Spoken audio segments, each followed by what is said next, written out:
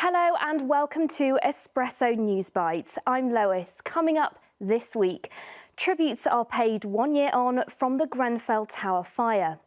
The World Cup kicks off in Russia and thousands of deep-sea animal remains arrive in London. A minute's silence has been held to mark 1 year since the fatal Grenfell Tower fire in West London.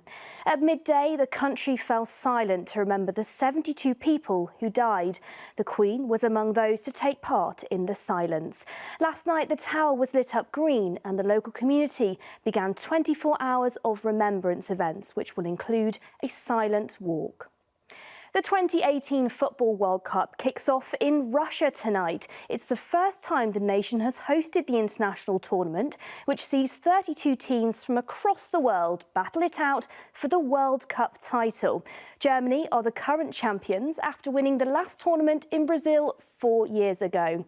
This year, the final will take place on the 15th of July in Russia's capital city, Moscow.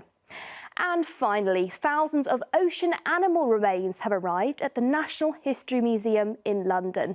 The collection includes rare deep-sea anglerfish, a piglet squid and a vampire squid, many of which come from parts of the sea that are up to 2,000 metres deep.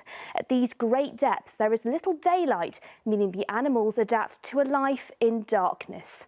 The remains were collected in Tristan da Cunha, one of the world's most remote inhabited islands, halfway between South Africa and South America. The museum are now examining the new arrivals, some of which could be new species that were previously unknown to science. And that's all. Join me for more News Bites next week. See you then.